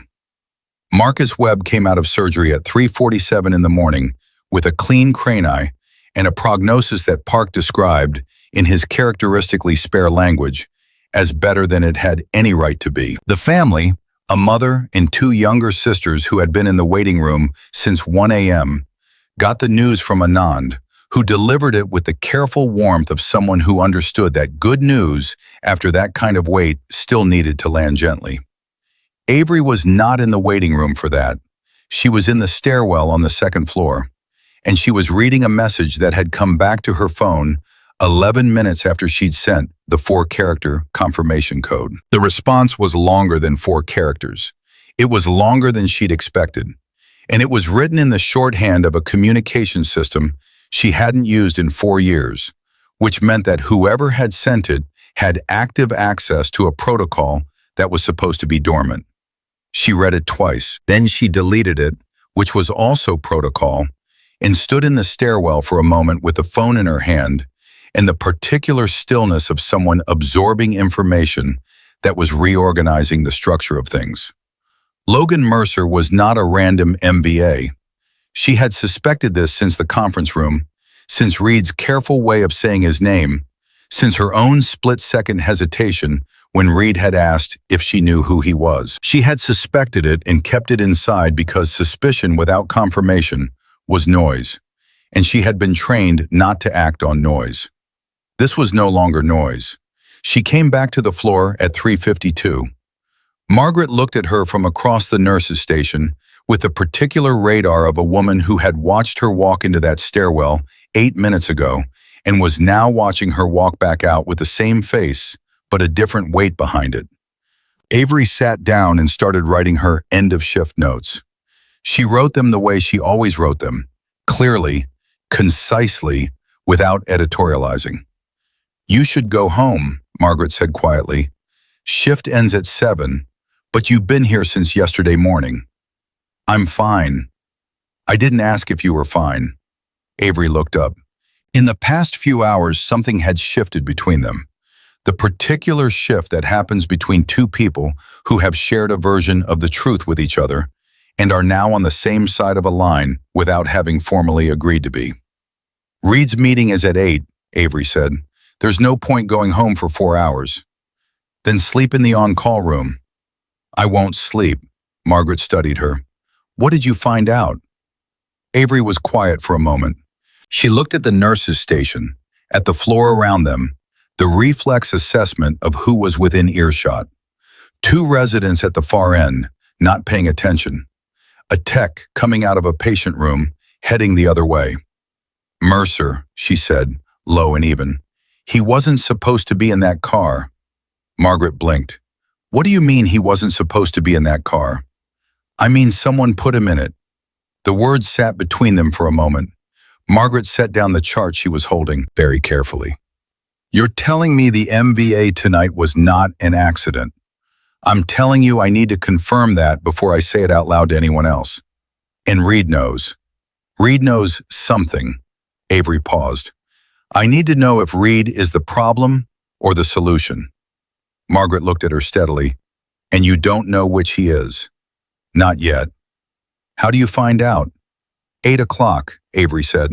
Margaret picked her chart back up. Her hands were steady, which told Avery something about her that she already suspected, but was glad to have confirmed.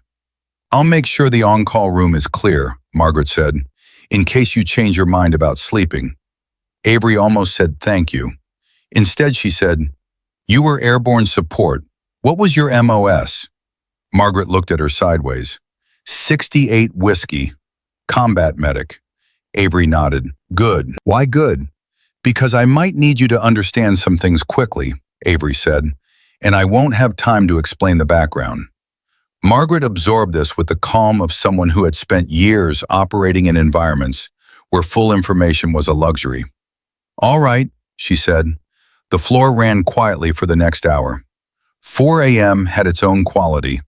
The patients who were going to stabilize had stabilized, and the ones who weren't hadn't declared themselves yet. It was the breath between events. Avery used it to think, and to watch, and to pull threads. She thought about Reed being on the floor before the MVA call came in. She thought about the 3 letters on his phone, seen in reflection, that indicated a classification she recognized. She thought about the way he'd said, she's ours to cross. Not our hospitals, not our staffs, but ours, with the specific possessive of an organization rather than an institution. She thought about Logan Mercer's chart, which she had read in full during the OR wait, and which included a next of kin contact that was not his wife. A secondary contact listed as an emergency alternate with a name and a number that meant nothing to anyone reading it casually and meant something very specific to Avery Cole. She had memorized it in the 3 seconds she looked at it. She had not written it down. At 4:38, the ICU charge nurse called down. Logan Mercer was asking for water and asking where he was, which meant he was conscious and oriented, which was better than expected given his presentation 8 hours ago. Avery asked if he had any other requests. The ICU nurse said, he asked if the nurse who came in with him was still on shift. Avery was very still for a moment. What did he say exactly? A pause on the line.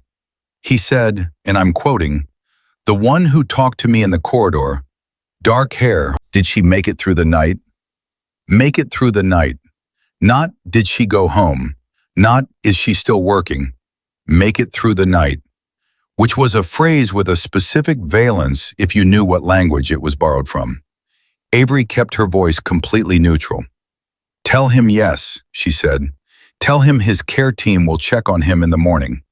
She hung up. She sat for a moment with both hands flat on the desk, looking at nothing, running the new information through the framework she had been building all night. Logan Mercer was conscious. Logan Mercer had asked about her using a phrase that came from a protocol she hadn't heard in 4 years. Logan Mercer, who was not supposed to be in that car, who had been brought to this hospital on this night when she was on shift, had asked if she made it through the night, which meant he knew who she was, which meant this was not coincidence, which meant she was already inside whatever this was, and the only question left was whether Reed was running it or whether Reed was the reason it had gone wrong in the first place. She stood up. She walked to the medication room with the calm stride she used when she needed her body to say nothing while her mind ran fast. She pulled the supply log and checked it, not because it needed checking, but because she needed 60 seconds in a room alone. She counted her breaths. 4 in, hold 4, out 4. The box breathing she'd learned in a context that made tonight look straightforward. When she came back out, Margaret was at the far end of the corridor, speaking quietly to a resident, and across the nurse's station, standing with his back to Avery and his hands in the pockets of a jacket he hadn't been wearing earlier, was Samuel Reed. At 4:51 in the morning, he turned when he heard her footsteps. He had the expression of a man who had not gone home, who had probably not planned to go home, and who was here at this hour because whatever calculus he was running had landed him back on this floor at this time. "Cole," he said. "You moved the meeting up," she said. It was not a question. He looked at her steadily. "Things have developed." "Logan Mercer asked for me from the ICU." Reed's expression did not change, but something behind it did. A slight adjustment, the recalibration of a man updating his timeline. "How much do you know?" he said. "Enough to ask you directly," she said. He looked at the corridor, both ways, the same reflex she had. She noticed that he noticed she noticed, and something in both of them settled slightly. The particular settling of two people who have been using the same code and have just acknowledged they both speak it. "Not here," he said. "Where?" "My office. Now." She looked at him for a moment, assessing. The decision tree ran fast. If he was the problem, going to his office alone at 4:51 was a bad move. If he was the solution, not going was worse. She had the read on him that she'd been building all night, and the read said solution, but reads could be wrong. She had been wrong before. She had survived being wrong before. "Lead the way," she said. Reed's office was on the 3rd floor, administrative wing, and it looked exactly like the office of a hospital director. Degrees on the wall, neat desk, the institutional decor of someone who occupied a space professionally rather than personally. Except for one thing, which Avery registered immediately upon walking through the door. One thing that was out of place in a way that was not an accident. On his bookshelf, between a medical administration handbook and a volume on hospital compliance, was a small, dark blue challenge coin. She knew that coin, not that specific one, the design. She had one somewhere in a box in a storage unit in a city she hadn't been back to in 3 years. She did not look at it for more than half a second. Reed closed the door.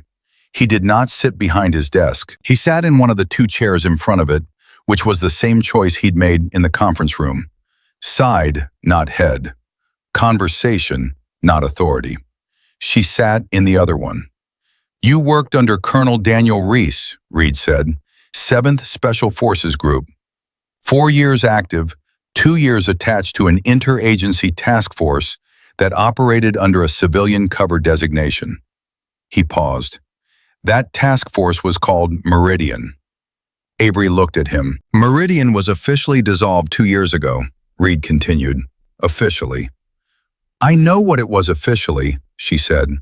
"Then you know that 3 members of the team that dissolved it are currently unaccounted for," Reed said, "and that one of them is Logan Mercer." The floor dropped out of the conversation. Not from her face didn't move, but internally, in the architecture of what she had been building all night, something fundamental shifted, because Logan Mercer was not a stranger she had saved. Logan Mercer was a name she knew, a name from Meridian, a name that belonged to someone she had worked alongside, briefly, in the 2nd year of her task force attachment, in a context that she had filed as closed when Meridian was dissolved. "He's been off-grid for 18 months, Reed said. "He surfaced 3 days ago, San Antonio. We had eyes on him, but the operation that was supposed to bring him in safely went wrong. The car accident was not an accident. Someone else had eyes on him too." "Who ran the op that went wrong?" she said. Reed looked at her. "I did," he said. The word landed clean and honest, with no defense built around it, just the flat acknowledgement of a man who had made a decision and was accounting for it directly. She looked at him for a long moment. "You put him in that car." "I put him in a car that was supposed to take him to a secure location. Someone intercepted the route. The driver got Mercer out before it got worse, but not before the car hit the barrier." Reed leaned forward, elbows on his knees. "He came here because this hospital was the closest level 1. I was already on the floor because I was running asset coverage. I did not know you were the nurse who was going to be in that trauma bay." But you knew I was at this hospital, she said. Pause. Yes. How long? Since you took the assignment, 3 weeks ago. Did you place me here? Another pause. Longer. No, he said. You placed yourself here, which is what made me pay attention. Avery absorbed this. She was running it. The timeline, the logic, the points of intersection. She had taken the St. Michael's assignment because she'd gotten a referral from a travel agency she'd used twice before. Clean agency, clean referral, nothing unusual. But Reed had been watching her since she arrived, which meant either the referral was not as clean as she thought, or Reed had been monitoring placements from Meridian personnel as a matter of course. Why are you watching former Meridian personnel? She said. Because someone else is watching them first, Reed said. 3 of the 4 people unaccounted for from the dissolution have had incidents in the last 8 months. 2 accidents, 1 disappearance. Mercer is the 4th. He paused. You are the 5th. The silence that came after this was very complete. I'm not unaccounted for, she said. No, Reed said, you're not, which is either because they haven't gotten to you yet or because they don't consider you a priority target. He met her eyes. Or because they're using you to find the others. The room was very quiet for a moment. You think I'm being used as a tracker, she said. I think it's possible that someone routed you to this hospital, knowing that Mercer was going to surface here, Reed said. I think it's possible that the travel agency referral was not random.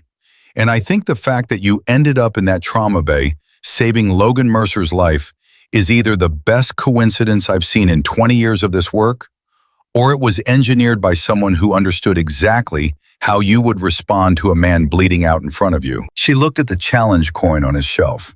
She looked at it without moving. Just let her eyes rest there for a moment. Who dissolved Meridian, she said. Officially a bureaucratic restructuring. Unofficially. Reed was quiet, then he said, a man named Victor Hale, Deputy Director, Interagency Coordination. He ran the dissolution review. He signed the paperwork. He paused. He also had access to every personnel file in the task force. Every name, every cover, every placement. Victor Hale. She turned the name in her mind. She had heard it once, briefly, in a briefing near the end of her Meridian attachment. A name at the administrative level, far above the operational tier she occupied. A name that was supposed to be protective infrastructure, not threat. Where is Hale now? She said. That, Reed said, is the right question. What's the answer? We don't know, Reed said. He disappeared 11 months ago, 3 weeks before the second Meridian personnel incident. He looked at her steadily. And 4 days before your referral came through from the travel agency. The timeline clicked into place with the particular, cold precision of a mechanism that had been running the whole time. She just hadn't seen it from the right angle. Someone had placed her here. Not Reed. Someone who knew Reed was here. Someone who knew Mercer was going to surface. Someone who had understood, with operational accuracy, that Avery Cole in a trauma bay with Logan Mercer bleeding out was a guaranteed outcome. Guaranteed because whoever had engineered it knew that she would not walk past a man dying in front of her, regardless of what it exposed. The tattoo. The one Cross had laughed at and Reed had recognized. It was visible because she had been moving fast, working hard, her sleeve riding up. It was visible in exactly the way it would be visible to anyone watching through an observation window. Had it been meant to be visible? Someone wanted you to know I was here, she said. Reed nodded slowly. That's my Reed. They wanted you to activate me. Yes. Which means they know our connection. They know about Meridian. They know you're running something here. She paused. They know more than they should. Yes, Reed said, which means someone with access to classification levels that don't exist on paper is running an operation against former Meridian personnel, and they've just told us they know exactly who we are and where we are. He leaned back slightly. They're not hiding. They want us to know they can see us. Why? She said. Because they want something, Reed said, from Mercer, and they think exposing this network will pressure him into giving it. What does Mercer have? Reed looked at her for a long moment, the kind of look that contains a decision being made in real time. Then he said, the original Meridian extraction files. Every operation, every asset, every cover identity the task force ever ran. He kept them. When Hale dissolved Meridian, Mercer pulled the files before they were wiped. He's been holding them as insurance. Proof of what the task force actually did. Proof that the dissolution wasn't bureaucratic. He paused. Proof of Hale order that nobody was supposed to be able to prove. Avery sat with this. The files. An extraction record of an entire covert operations history in the hands of one man who had been in a car accident that was not an accident. Brought to a hospital where a former task force member was working as a travel nurse and was now awake in the ICU asking if she had made it through the night. He reached out to me, she said, through the protocol. That's what the calls were. Yes, Reed said. I know. I monitored it. You monitored my calls. I monitored the protocol line. It's still active, which means Mercer reactivated it, which means he has access to the original Meridian communication infrastructure, which means the files are probably not on paper. Reed looked at her. They're encoded, and Mercer needs help getting them out. Help from me specifically, she said. Help from you specifically. She stood up, not because the conversation was over, because she needed to be on her feet for what she was about to say. If I help him, she said, I'm back inside something I left. Yes, Reed said, and if I don't help him, the files stay with a man who has people trying to kill him, and whatever Hale did stays buried, and the people from Meridian keep having accidents. Yes, Reed said. She walked to the shelf. She looked at the challenge coin up close. It was not identical to hers. Different unit, different year, but the shape of it was familiar in the way that a language sounds familiar, even when the words are different. She picked it up, felt the weight of it, set it back down. Mercer's in the ICU, she said. He's stable, he's conscious, and he's going to be there for at least 48 hours. She turned around. I need access to him. Legitimate clinical access. No one asked questions. Reed was already nodding. I can arrange that. I need to know who else in this building is watching, she said. Not just you. If someone engineered my placement here, they may have other eyes on this floor. I have a list of possibilities, Reed said. 3 people whose hiring timelines intersect with Hale's disappearance. He paused. One of them you already know. She looked at him. The physician who mocked your tattoo, Reed said quietly. Dr. Nathan Cross was recruited to this hospital 9 months ago. The recruiter was a consulting firm whose principal client, when you follow the money 4 layers deep, is a subsidiary connected to Hale's last known financial activity. The room was completely silent. Nathan Cross. She ran it back through the night. His mockery, loud, public, designed to draw attention, designed to expose the tattoo, designed to make Reed look through that window at exactly the right moment. Not carelessness, performance. The tattoo hadn't been incidentally exposed. The exposure had been the point. Cross hadn't been mocking her out of arrogance. He had been marking her. Her voice came out very even. He knew what the tattoo was. I believe so, Reed said. Yes. He was performing ignorance. To confirm your identity for whoever he's reporting to, Reed said. The mockery was a signal. Someone watching footage of that trauma bay would know, when they saw his reaction, that he had identified you. She thought about the way he'd grabbed her wrist, twisted it upward, pressed his thumb into the tattoo like he was stamping out a cigarette. Not violence born from contempt. Documentation. Deliberate, visible, on camera. The bay had cameras. Every trauma bay had cameras. He's not working alone, she said. No, Reed said. And he doesn't know that I know, she said. Not yet, Reed said. She looked at the door, then back at Reed. She made her decision in the space of one breath, clean and final, the way she had made decisions in fields where there was no time for anything else. "I need two things," she said. "First, get me off the camera rotation for Trauma Bay 3 retroactively. Whatever footage from tonight shows my face clearly, I need it reclassified." "Done," Reed said. "What's the second thing?" "I need you to tell Cross that his plan worked," she said.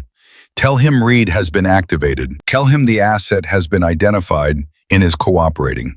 She paused. "And then I need to know who he calls." Reed looked at her for a long moment. Then something happened on his face that was the closest thing to admiration she had seen from him. Quiet, restrained, but real. "You want to run him," Reed said. "I want to find Hale," she said, "and Cross is the thread." Reed stood up.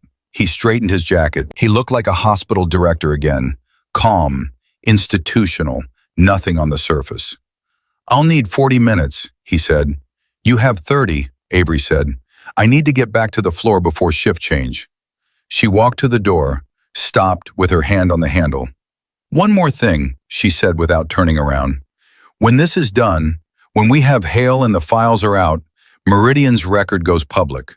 Whatever he covered up, it comes out." Reed was quiet behind her. "All of it," she said. "That will be complicated," Reed said. "Yes," she said, "it will." She opened the door and walked back into the corridor, back toward the elevator, back toward the floor where Margaret was running the morning handoff, and Cross was somewhere in this building making calls he thought no one was tracking.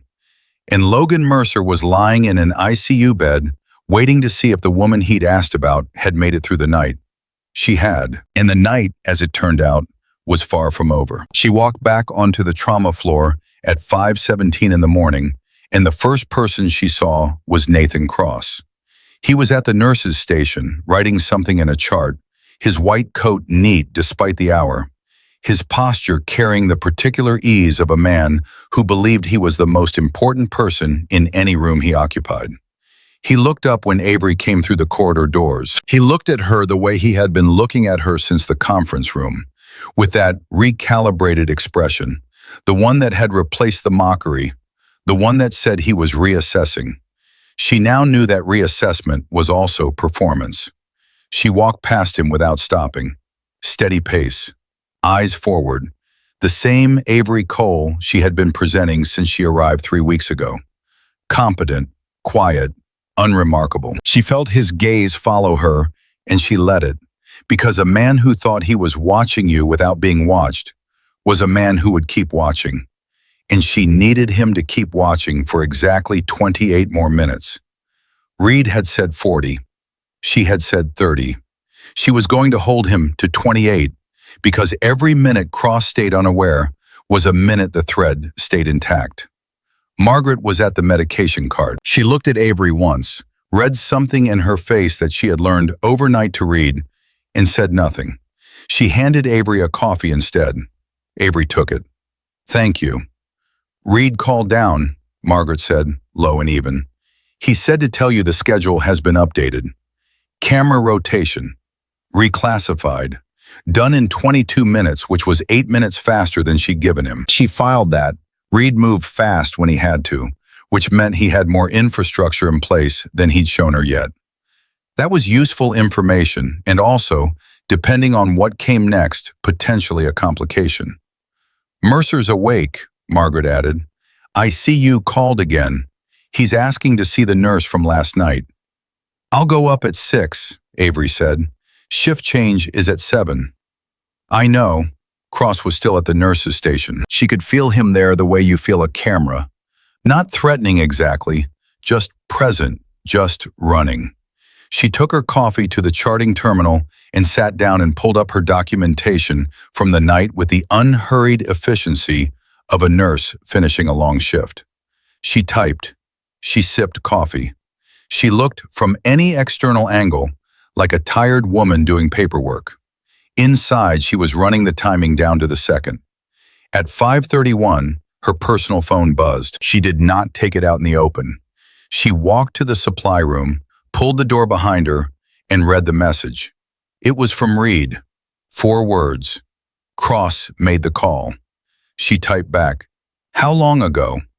11 minutes, he replied. She did the math. Cross had called someone 11 minutes ago, which meant he had made the call while she was sitting at the charting terminal, looking like a tired nurse doing paperwork. He had been that close to her, on his own phone, reporting that Reed had been activated. She typed, "Who did he call?" Reed's response took 40 seconds, which was longer than his previous responses, and the length of the pause told her the answer was not simple. Then it came through, registered to a shell, working the trace. But the call was routed through a relay we've seen before. It goes to the same node as 2 of the previous Meridian incidents. She stood very still for a moment. Then she typed, "Hale is running Cross directly." Reed replied in 5 seconds. "That's my Reed." She put the phone away and stood in the supply room for one breath. Just one. The box breathing, 4 in, hold, 4 out, and then she opened the door and walked back to the charting terminal and sat down and kept typing, because the most dangerous thing she could do right now was change the pattern. Cross was still there. He was drinking his own coffee now, speaking quietly with a resident about a post-op case from overnight. His voice was professional and assured and gave away nothing. He was good at this. She could acknowledge that without it complicating anything. At 5:44, he walked over to her. She did not look up from her screen. "Cole," he said. "Dr. Cross." He stood there for a moment. She kept typing. He said, "I put in a request to hospital administration this morning, recommending that your contract be extended." She stopped typing. She looked up at him. His expression was arranged into something that was meant to read as professional acknowledgement.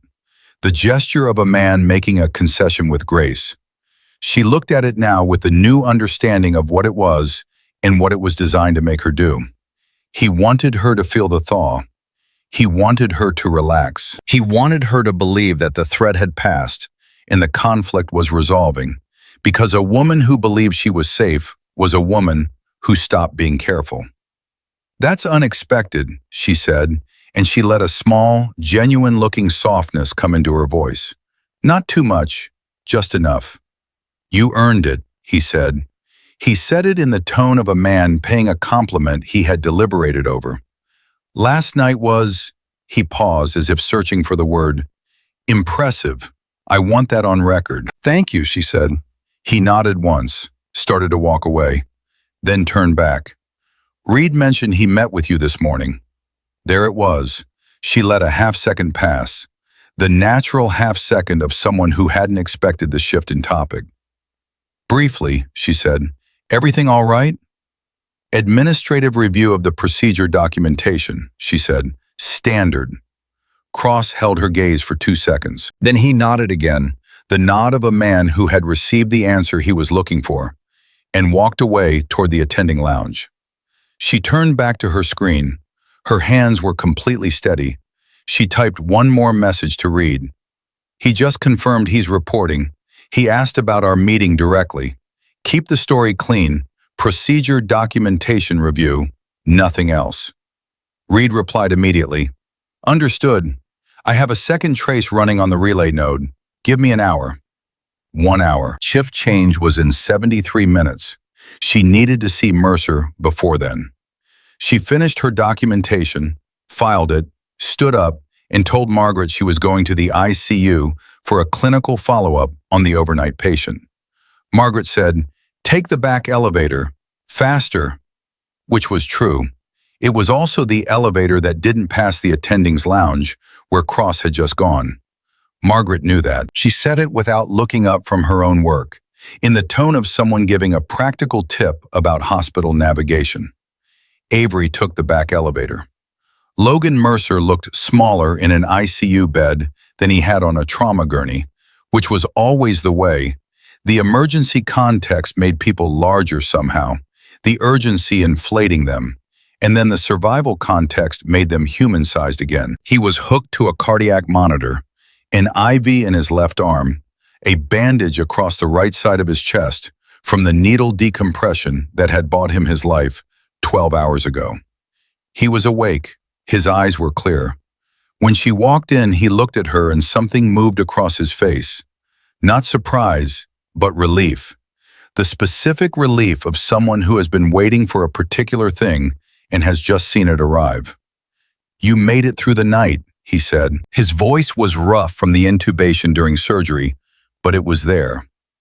"You asked about me," she said. She pulled the chair to the side of his bed and sat down and spoke quietly.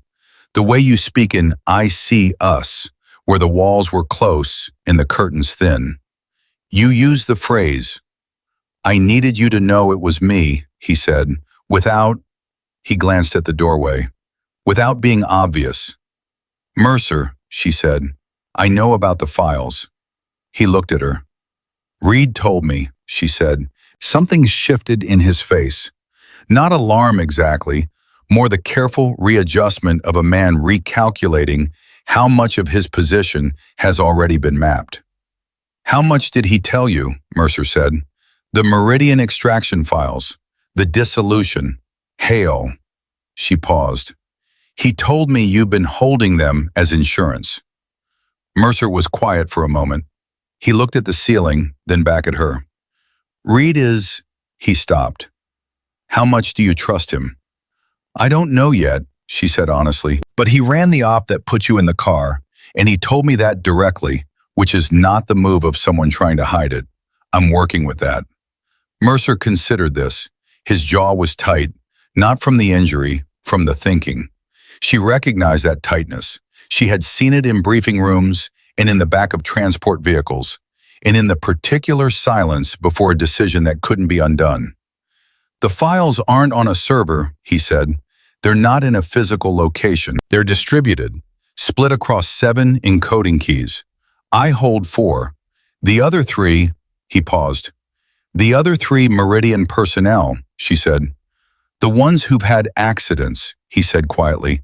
"2 of them are dead, Avery. The accidents weren't accidents, and they weren't just meant to be warnings." She had suspected this. Hearing it confirmed was different from suspecting it.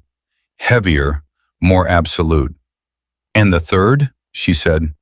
"Alive," he said. "I think. I haven't been able to make contact in 6 weeks." He looked at her. "Her name is Diane Cho. She was logistics on the task force. She's been running dark." "Where?" "Last known, Austin. But that was 8 weeks ago. Austin was 3 hours from San Antonio." "Hale needs all 7 keys to access the files," Mercer said. 4 from me, 3 from Cho. That's why he hasn't just..." He stopped, looked at his own hand on the blanket. "That's why I'm still alive. He needs me conscious and cooperative, not dead." "The accident was a pressure move," she said. "Get you into a hospital, isolated, vulnerable. Make you feel like you have no options and no allies. Except someone put you in this hospital," Mercer said. "Someone who knew I was going to surface here." "I know," she said. "That wasn't Hale," Mercer said. "Hale wants me isolated. Putting a former Meridian operator in this hospital is the opposite of isolation." He looked at her steadily. "Someone is running a counter-operation." She had been thinking this since Reed's office. The question she hadn't answered yet was who. Reed was running something, she'd established that. But Reed hadn't placed her here. The referral had come through the travel agency 3 weeks before Mercer surfaced, which meant whoever placed her here had known 3 weeks in advance that Mercer was going to end up in this hospital on this night. That level of operational foresight meant either a very long game or a very deep source. "Mercer," she said. "Who else knew about the encoding structure, the 7 keys, the distribution?" He was quiet. "Who else knew?" she said again. "Reese," he said. "Colonel Reese set up the structure. He was the one who told us to hold the keys separately, never in one place, never with one person." He paused. "Reese and one other person." She waited. "Hale," Mercer said. "Hale knew. That's why he's going after the key holders one by one." "And Reese?" she said. Mercer looked at her with an expression that sat at the intersection of information and pain. Reese died 14 months ago. Officially a cardiac event. He paused. He was 51 years old and he ran 10 miles a day. She sat with this. 14 months ago, before the Meridian personnel incident started, Reese had been first, and his death had been classified as natural, which meant whoever had investigated it had either been incompetent or compromised. Mercer, she said, and she said it carefully, the way you say something when you're about to ask the question that reorganizes everything. If Reese is dead and you've been running dark, who activated the Meridian protocol line? The calls I received last night came through a live protocol. Someone reactivated it. The room was very quiet. Mercer looked at her, and she saw it on his face. The thing he hadn't told her yet. The thing he had been sitting with in this ICU bed since 3 in the morning when he became conscious enough to sit with anything. I didn't reactivate it, he said. She held his gaze. I received a call on the protocol line 6 days ago, he said. I thought it was compromised, that Hale had gotten access. I went dark. But then the call came again, and the authentication sequence was correct. Not just the surface code, the deep authentication, the kind that only Reese knew. Reese is dead, she said. I know, Mercer said, but someone used his authentication. He paused. Someone who had access to his personal cipher, which he never wrote down, which he told me specifically he had given to one person as a contingency. Who? She said. He said I'd know her when I saw her, Mercer said. He said she had a tattoo, and that she didn't know she was carrying it yet. The silence that followed was total. Avery sat in the ICU chair and felt the night rearrange itself around her completely. Every event, every conversation, every decision that had felt like reaction, suddenly realigning as something else. Something that had been in motion long before she walked into that trauma bay. Reese had given his cipher to someone, a woman with a tattoo, a woman who didn't know she was carrying it yet, didn't know she was carrying it. The tattoo, she said. Her own voice sounded slightly far away. What's encoded in your unit insignia, Avery? Mercer said quietly. Not the design itself. What's in the specific line weights, the angles, the spacing between elements? She had worn that tattoo for 6 years. She had worn it through the mockery of Nathan Cross and the recognition of Samuel Reed and 100 other rooms and moments in between. She had thought of it as a marker, an identity, a unit. She had never thought of it as a container. Reese had it designed for you specifically, Mercer said. He told me after the dissolution. He said he'd built in a failsafe, that if everything collapsed, if the files were threatened and the key holders were gone, the cipher to reconstruct the full access key was distributed across what looked like decorative elements in one specific piece of body art. He looked at her with eyes that were exhausted and certain in equal measure. You've been carrying the master decryption key for 2 years. You just didn't know it. She sat very still. 6 years of wearing something she thought she understood. 6 years of pulling down her sleeve to cover it, of feeling it as a reminder of who she had been, of letting a surgeon grab her wrist and hold it up to the fluorescent light, and she had stood there, steady and unbothered, because she thought there was nothing to protect except her own history. She had been carrying the key the entire time. Reese had known, had built it in, had trusted her with it without telling her, because telling her would have made her a target, and not telling her was the only way to keep her safe until the moment she was needed, until the moment someone activated the protocol line, someone who had access to Reese's authentication. She stood up from the chair. She needed to be standing. The calls to my phone last night, she said, the protocol activation, that wasn't you. No, Mercer said, and it wasn't Hale. Hale would have used it to locate me, not alert me. She was moving through it fast. Someone activated the Meridian line to alert me, to get me looking, to make sure I was paying attention when you came through those doors. Someone who knew what you were carrying, Mercer said, and knew that I was going to surface here. Diane Cho, she said. Mercer's eyes changed.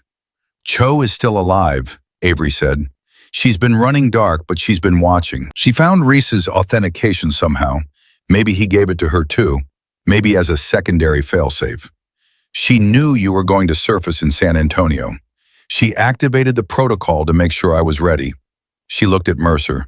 She's been running the counter-operation, not Reed, Cho. Mercer was looking at her with an expression she recognized from operational moments. The specific expression of someone watching a picture come into focus that had been blurred for a very long time. Then we need to find her, he said. She'll find us, Avery said. She already has been. Her phone buzzed. She looked at it. It was from an unsaved number she had not seen before. Different from the calls last night. A message, not a call. 3 words and a set of coordinates. I'm in position. The coordinates were 3 miles from St. Michael's Medical Center. Avery looked at them for 2 full seconds. Then she looked at Mercer.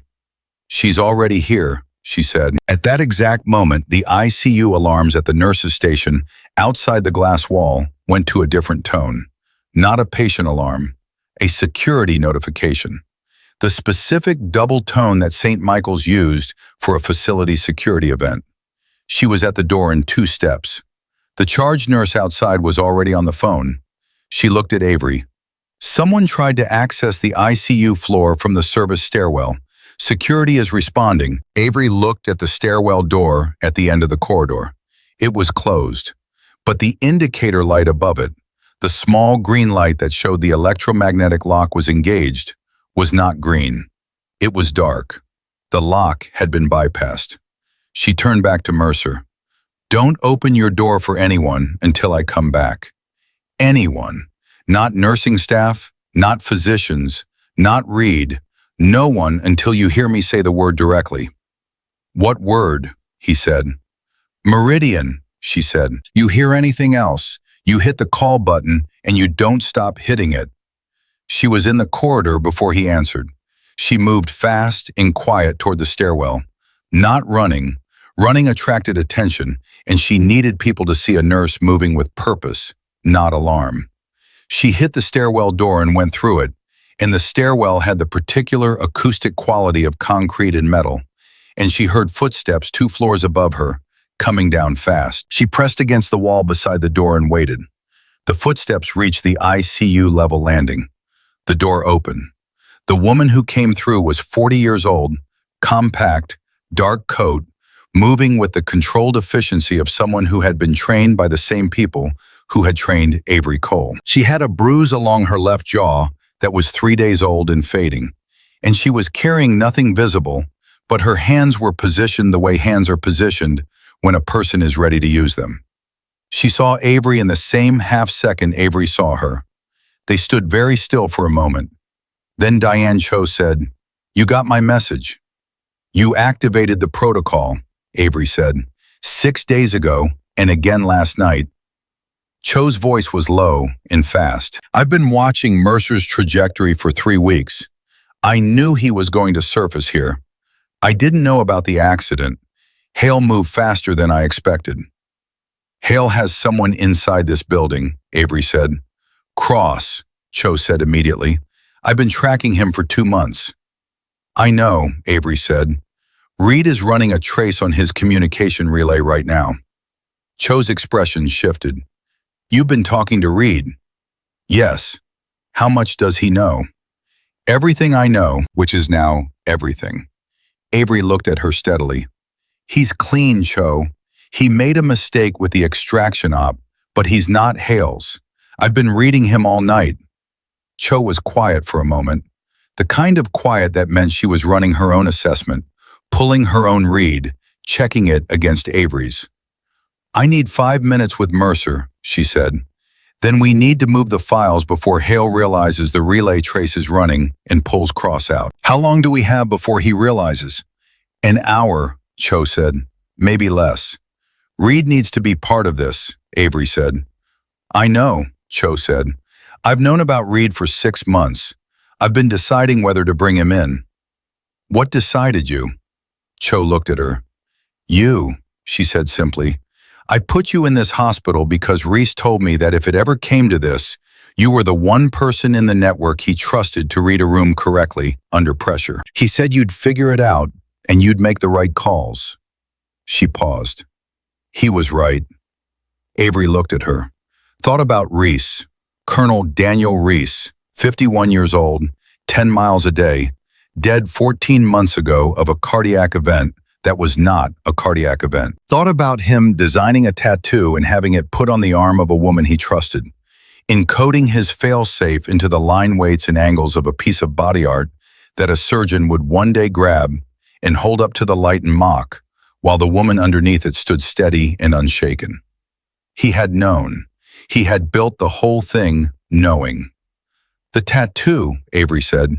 How do we extract the cipher?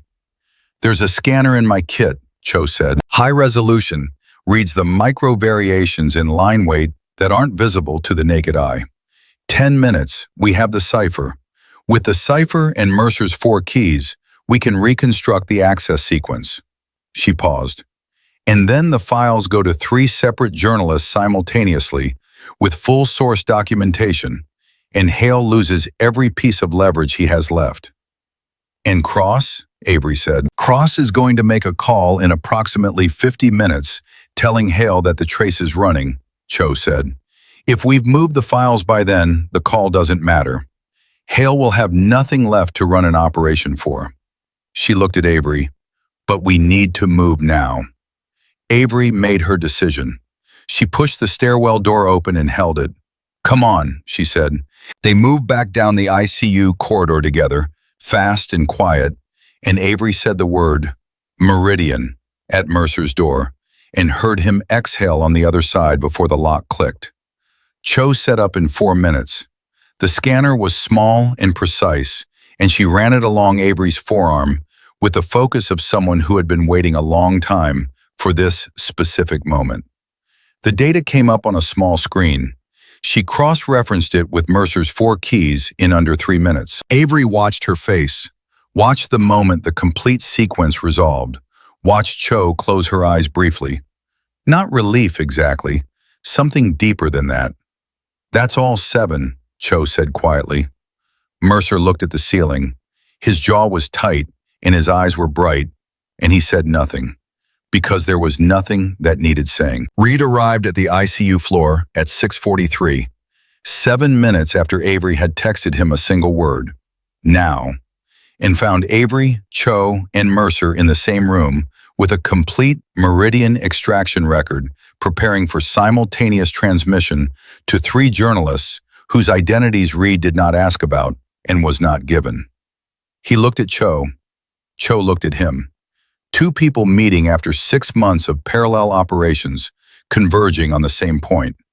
You placed her here, Reed said. Reese told me to, Cho said. Reed absorbed this. He looked at Avery. Then he nodded once, the nod of a man updating his understanding of the last 8 hours and finding that the update made the picture cleaner rather than more complicated. Cross is going to make his call in 32 minutes, he said. What do you need from me? Keep him in the building until the files transmit, Avery said. After that, your trace should give you enough to move on him legally. I want it clean. I want a record. You'll have one, Reed said. At 7:14, Diane's show hit send. The Meridian files, every operation, every asset, every order that Victor Hale had issued, and then buried under a bureaucratic dissolution, went out to 3 inboxes simultaneously in 3 different cities, with source documentation, authentication records, and a full chain of evidence that had been encoded into the line weights of a tattoo for 2 years and was now irrevocably, publicly out. Hale's phone rang at 7:17. It was Cross making his call. Hale did not answer. At 7:23, a federal warrant was executed at a residential address in McLean, Virginia, on the authority of a trace record that Reed had been building for 11 months, finally completed at 6:51 that morning, when Cross made a call on a relay node that Reed had been watching since the second Meridian personnel incident. Nathan Cross was detained at 7:41 as he walked through the St. Michael's parking garage to his car. He did not resist. He looked, the security officer who walked him back through the entrance later described, like a man who had already known, on some level, that this was how it was going to end. Avery was in the hallway outside the ICU when Reed called her with the confirmation. She listened, said 3 words, "Thank you, all right," and hung up. She stood in the corridor for a moment, in the particular quiet of a shift that had just ended, with the morning light coming through the windows at the angle it only comes at this specific time of day, and she felt, in a way she had not let herself feel in a very long time, the clean weight of a thing completed. Margaret found her there 2 minutes later. She looked at Avery's face and read it the way she had been reading it all night, accurately, without being asked to. "Is it over?" Margaret said. Avery looked at her. "That part," she said. Margaret nodded. She understood the qualification. Some things ended, other things became something different. "Go home," she said. "Sleep." "I will," Avery said. She went back to Mercer's room one last time. He was lying back against the pillow, exhausted in the deep way that followed the release of sustained tension. He looked like a man who had set down a weight he'd been carrying for 18 months and hadn't yet figured out what to do with his hands. He looked at her when she came in. "Reese was right about you," he said. "He was right about a lot of things," she said. "He said you wouldn't let someone die in front of you," Mercer said, "even when it cost you something. He said that was the thing about you, that you couldn't turn it off, the part that does what needs doing." He paused. He built the whole fail-safe around that, around the certainty that when it mattered, you would be exactly who you are. She looked at him for a long moment. She thought about a man she had trained under, who had trusted her with something she didn't know she was carrying, who had died believing that the structure he'd built would hold because the person at its center would hold. He had not been wrong. "Get better, Mercer," she said. She walked out of the ICU, down the back elevator, through the trauma floor where the day shift was arriving, and the morning was beginning its regular rhythms, and out through the main entrance into the San Antonio morning with the sun already up and the city already running, indifferent and alive. She pulled her sleeve down over the tattoo, the same automatic gesture she had made 10,000 times. This time, she stopped. She looked at it for a moment, the lines and angles and spacing that a surgeon had grabbed and mocked and held up to the light, that a director had recognized through an observation window at midnight, that had carried a master decryption key for 2 years without her knowledge, and had now given that key up and done what it was always meant to do. She let her sleeve stay up. She walked to her car, and the morning opened ahead of her, and Avery Cole, combat medic, former special operations, the woman who did what needed doing, drove out of the hospital parking lot knowing exactly who she was, carrying nothing hidden anymore, and owing that clarity, in the end, to a tattoo that a man once mocked and a room that would never forget the night they found out why they were wrong.